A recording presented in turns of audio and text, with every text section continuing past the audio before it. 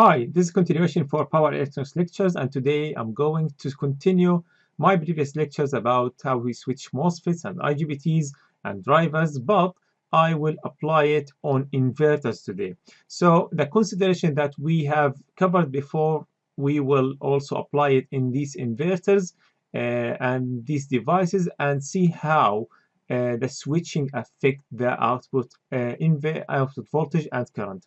So what are the inverters? Inverters are devices converting the DC supplies to be AC. Okay, so if I have direct current, that direct current supplied by a DC source like battery or photovoltaic or fuel cell, I can convert it to alternating current. And why? To convert it to alternating current, because the device or my load accept just alternating current, and we have many appliances just accept that. So we have to convert it, and we have to design the inverter to maintain the voltage and frequency as well. But today we will focus just on the switching and what the buttons that are available. So we considering in this inverter we have a resistive load, okay, which is that one, and the inverter usually contains 4 switches. We have different topologies of inverters, but I will focus on this because this highlight and emphasize the previous concepts that we already covered. So according to the schematic here, we have 4 switches represented by IGBTs here that can be replaced by MOSFETs, by the way. And we have also other switches like diodes. Okay, these diodes, if they are MOSFETs, so these diodes are embedded parasitic diodes inside the MOSFET, and if they are IGBTs, these diodes are externally added. Okay, so it's different between the difference between IGBT and the MOSFETs. So now it comes now to switching, and once we try to start the switching, I think we will switch Q1, okay, and that Q1 now will bring that terminal, that current, okay, through Q1, and we'll start applying it across this terminal, okay, or on this terminal. Now to complete the circuit, I have to make the current flow from that direction through the Q1, and then now through the load, and now it should go to the negative. And the way to go to the negative is by switching a Q2 and go back to the battery. Okay, so now this is the track of the current. Okay, if I turn on Q1 and the Q2. Okay, that's perfect. And now the VDC, or the output voltage across this load, will be equal VDC voltage from the battery. Okay, this is the first stage. And now, what is next? I think now it comes to the time turning off Q1 and the Q2 and then turning on Q3 and the Q4. But remember, one of the consideration is to provide the time before turning on Q3 and the Q4. So now during the dead time, I think there is these switches, the Q1 and the Q2 are now off. Okay, and there is no current will go through them to the load, and there is no current going through Q3 and 4 because they are still waiting for the dead time, and then they will turn on. So during the dead time, there is no current or voltage across this load, and the V output will be 0. But if the dead time is very, very tiny, that can be ignored in the calculation. Now it comes to turn on the second set of our switches, Q3 and Q4, and I think you will agree with me, this is the track. So that voltage now will not go through Q1, it will go through Q3 in that direction, in a reverse direction, okay, and then Q4 to the ground. Okay, at that time now the voltage delivered to the load will equal minus VDC. So the first stage, when we apply the when it flows through Q1 and Q2, the positive was there and the negative was there, and now the positive comes to this point and the negative at that point. That means we reverse the voltage. Now if we have current and we reverse it, or we have voltage and we reverse it, that means we start applying across the terminals of the load AC voltage. Okay, so that's why we will see this voltage in red applied across the load. Okay, and look at these durations here and here. Okay, these are the dead time duration, but if they are very tiny compared with the turn on and turn off, they can not be drawn. Some books and some references, they don't draw it if they have very tiny dead time or have no dead time. Okay, so this is the voltage waveform here and also the current waveform, and I think you will agree with me that this is alternating current. And even this alternating current is a square wave, we still call it alternating current, and later on we will find out how we convert it to a sinusoidal alternating current. But there is an important question, which is we studied just the resistive load. This resistive load can accept an instantaneous change in current, which is this one here. Okay, that instantaneous change in current is acceptable for the resistive load. However, for the inductive load, I think you will agree with me that we might have some issues because inductors don't accept instantaneous change in current, and sometimes if they are very heavy or huge inductors, they don't change the current during these durations. So we are going now to see how the inductive load can be driven if we have this inverter as well. And we will consider for this slide heavily inductive load. That means it can be modeled as a constant current source, okay, or constant current load. So the current through that inductive load, which is heavily inductive load, is assumed to be constant.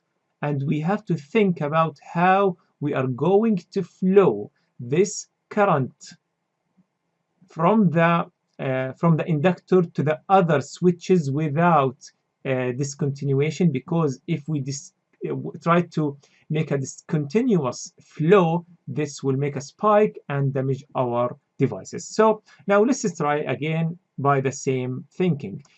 Turn on Q1 and Q2, and we are going to turn on this one and this one, and the current will flow from the positive side through Q1, going to the inductor and back to the negative, and I think the flow of current will be in that direction like I output here. Okay, so remember that flow of current because this should be constant across all the stages of the switching and it shouldn't be changed, otherwise you might blow up other MOSFETs. Now once we finish turning on Q1 and Q2 and finish the time for that, we have to provide dead time. But before providing dead time, we have to switch off Q1 and Q2.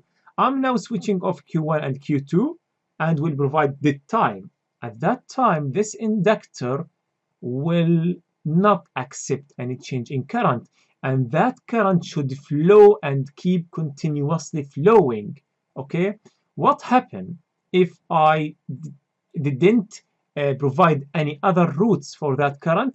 Easily these points here, one of them will spike hugely because V equal LDI by dt, and a change in current will also generate huge voltage, and that will damage my MOSFET. So that's why that current should have another path to flow. And I think that current, if we look at that current now, okay, it will arrive to this node. Now that switch is off, so it will not go through that switch. That switch is off, still off. And even if it's on, it can't flow backward from the emitter to collector because this one is NPN transistor, or it's IGBT, and this is the collector and emitter. So it doesn't flow backward like this. If it's MOSFET, yes, it can flow, but even now it's turned off. Now that diode doesn't accept backward flow, so it will not allow the current to go through this route. So what happened now? There is just one option for that current to flow, which is forward biasing this diode and go through this diode backward. Okay, so that current will find that diode is the only way, and yes, it can easily forward bias that diode and push the current through that back to the positive. but that current here, okay, will also have to complete the cycle. So it should come from another branch, and the only branch it can come from, not this transistor because it's switched off, not this transistor because it doesn't bring any current through that transistor because it's off, and that diode also doesn't accept current going through that in that direction to the load. The only way is through that diode here. Okay, so the flow of current during the dead time, and because of the heavily inductive load, it continues, and that diode are the only paths for the current to go. And so the current will go now, but backward from that direction, okay, to this diode, going and sustaining the same direction, and then from that diode and go back. In the during the dead time, we see the current part of it now is going backward to my source, and that's good for my source, and so that's why we call it returning energy to our source. Okay, and that's a good thing. So now we finished the dead time, and now the time comes for Q3 and Q4 to turn on. Okay, during that time, I think that we have another problem. The problem is Q3 and Q4, they are IGBTs or BGTs, for example, and they have collectors and emitters, and they don't accept backward flow for the current. So the current also have trouble here. It doesn't flow through Q3, Q4, even if they are on. And the only way, again, just D3 and D4. So it will still flowing through these diodes, because Q3 and Q4 are not available to make a reverse flow.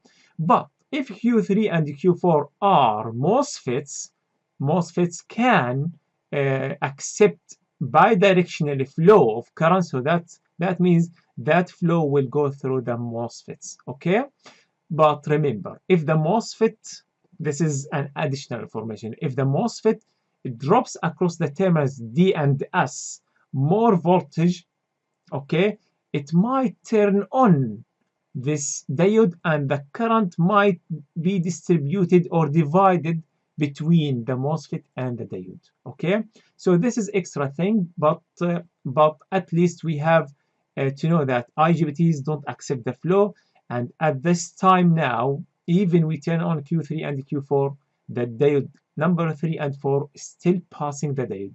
So they passed the diode during the dead time, and now during the turn on of Q3 and Q4, and also we have to wait another dead time, and they will get the flow through them, and finally it's time to switch on Q1 and Q3 again. Okay, now we see the voltage is switching on and off or backward, okay, but the current is still at the same direction. Now going to draw the waveform of the voltage and current, yes, the voltage is switching, okay, because sometimes we apply reverse voltage, but the current is still nearly constant all the time and keeping the same direction. It doesn't go negative. Okay, so that portion has been produced because we switched Q1 and Q2, and then we waited the time. During the time, just the D3 and D4 has turned on, and yes, they passed the current through them, and the voltage is reversed, because now that voltage now and that terminal was at this terminal here, okay, and now when we switch on this one, that terminal comes through the diode to this terminal here, so it's reverse voltage. Okay, so we have reverse voltage here, and then it's time to turn on Q3 and Q4, but at that time they didn't pass the current. The D3 and D4 passes the current, so that's why I wrote here D3 and D4. If these are MOSFETs, no, it's just a Q3 and Q4 and no D3 and D4. Okay, and now we have to wait another dead time.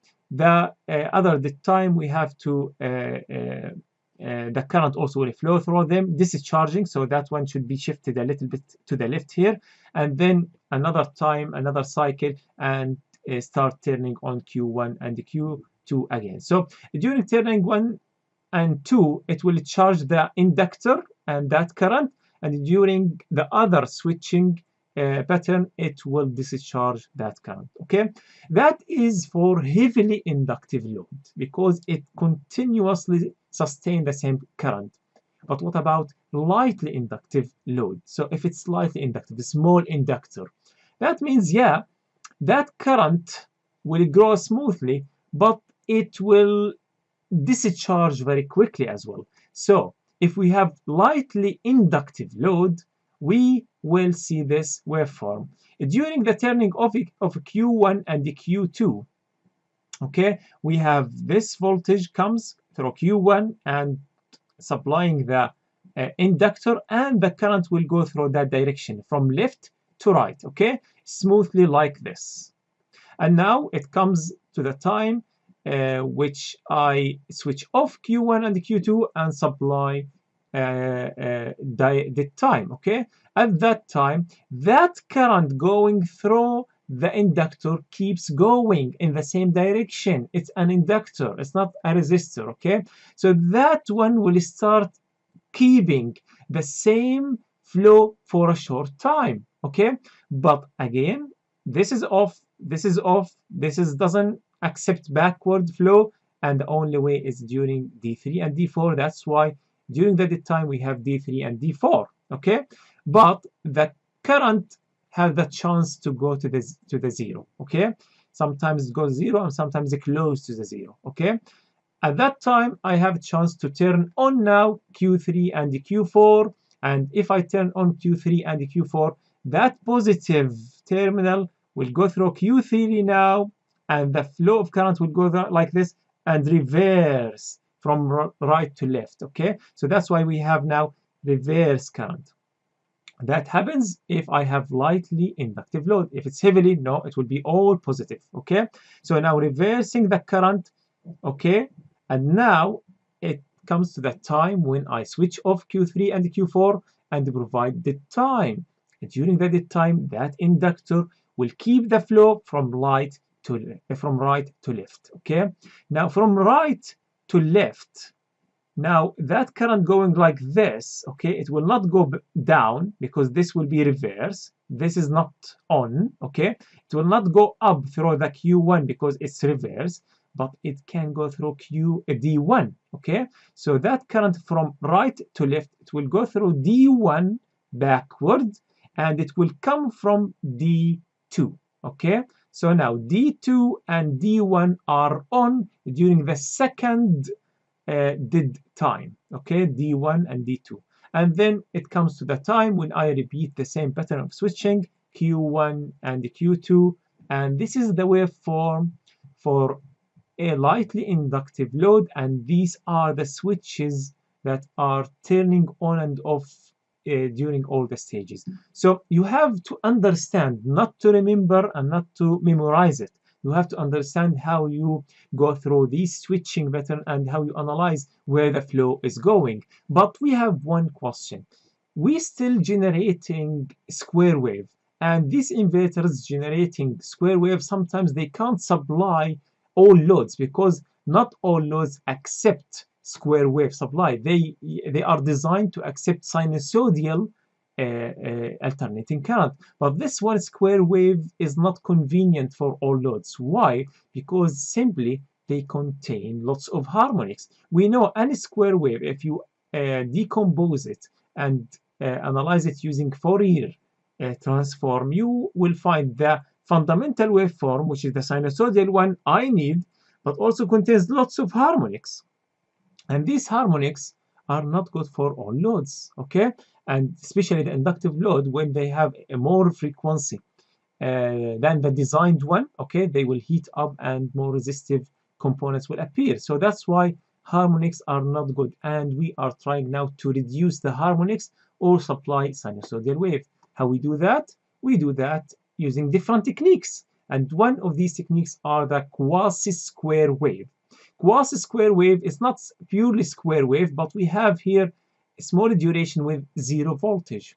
What are the benefits? The benefit is less harmonics than square wave. So yeah, it's acceptable more than square wave for some loads. And how we provide this pattern of switching? it depends on the load and it depends on the switches, okay? But to supply this 0 volt, I think we know how to supply that one and that one, but supply 0 volt, we have different ways to supply that. Maybe switching on Q1 and Q3 together, it will supply 0 volt because we are shorting, okay? Or you can just turn off all the switches if it's resistive load, because the resistive load, if you turn off all the switches, that's it, the voltage is 0, okay? So you can supply this portion by different ways, but it will not be discussed in details in this slides, okay? So what is the other way? We want sinusoidal wave, and the way that may be popular now to be used is the sinusoidal PWM. We have different topologies as well, or different techniques, but this one is very popular. Sinusoidal PWM is PWM, it has a duty cycle, but that duty cycle is not fixed. It changes with the amplitude of the sinusoidal wave. So if you want sinusoidal wave, you have to change the duty cycle. We have here higher duty cycle and lower duty cycle, okay? So now the PWM is changing by the time, but it replicates and represents the amplitude of the sinusoidal wave. We have two ways of generating this sinusoidal PWM. The first one is called bipolar PWM. And how it look like? It look like this. We have PWM. The highest peak, positive peak, is positive VDC, this one, and the lowest one is minus VDC. So the PWM is changing from minus VDC to positive VDC, minus VDC to positive VDC.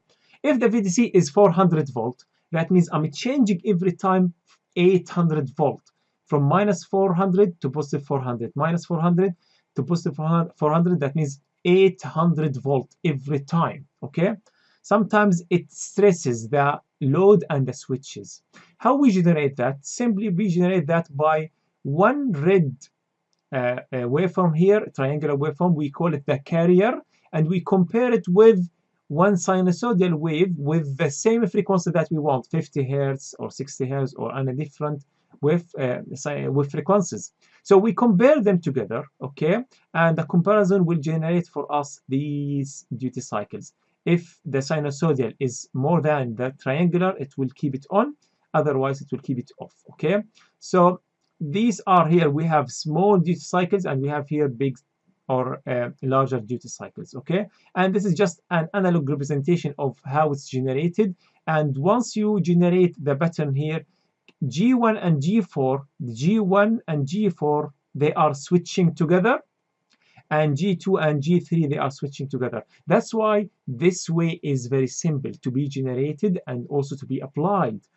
And now microcontrollers does this very easily. You don't need to think about complexity and generating triangular waveform and square wave and sinusoidal wave. All that will be inherently done by some microcontrollers. Now we have different one of PWM generation, which is called unipolar PWM. It always provides PWM in the positive side or the negative side. It doesn't provide from big positive to negative, okay?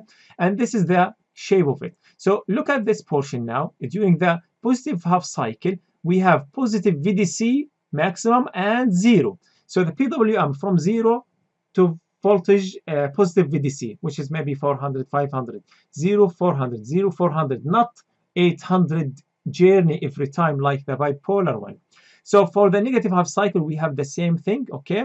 And also we have here duty cycle changes according to the changing here in the amplitude, and also here the same changes according to the changing in the amplitude, okay?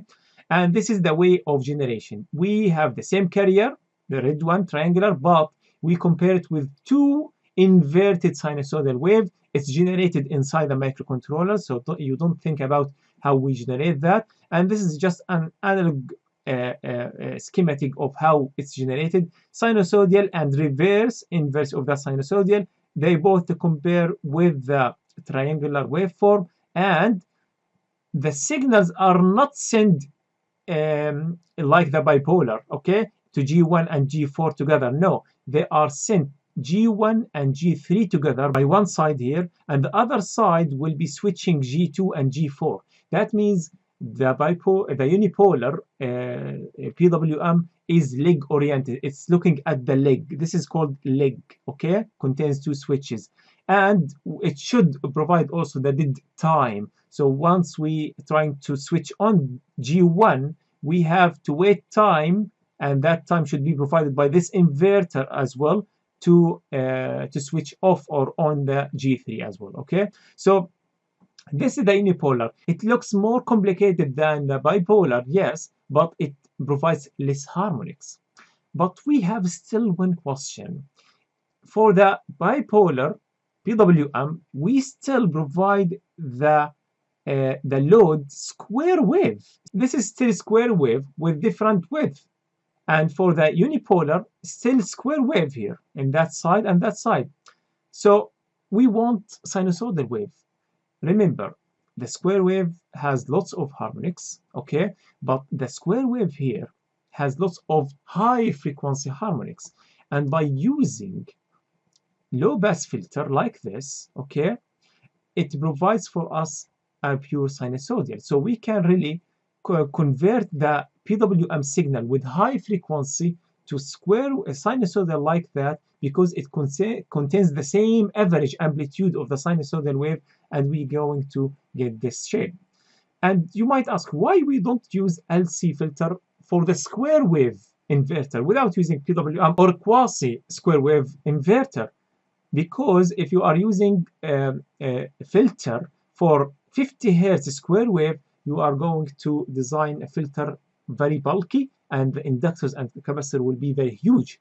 But if you increase the frequency by using the PWM, and that square wave generated by the PWM maybe tens of kilohertz, okay, we know that the frequency, once it increases, the filtration needed for that will be very small size, okay? That means the requirement to filter the PWM signals is much less and smaller than the requirement for lower frequency signals, okay? So by this way, we can really choose L1 and C1 to filter high frequency in kilohertz PWM, and we can really get this one. And the good thing is we need smaller filtration requirement, okay? So now, as a comparison between the unipolar and bipolar PWM to generate sinusoidal waveform, finally, the first one, bipolar PWM, it has two-level voltage, okay? From VDC to minus VDC always. These are the jumps. But for the unipolar, we have jump from VDC to 0, VDC to 0, and then from 0 to minus VDC, okay? We don't jump that huge voltage from 400 to minus 400, for example. This one is simpler, okay? And the application, when we choose two transistors, it's very simple to provide the same signal to the same two transistors. But this one a little bit more complicated. All books, they said more complicated, but I feel that it's not very complicated now with the available resources. It's simple, and this is simpler, okay? And this one has more harmonics than this one, but both are less harmonics than the quasi and the square wave inverters, okay? So these techniques now provide less harmonics, and this one, yeah, less harmonics than the bipolar.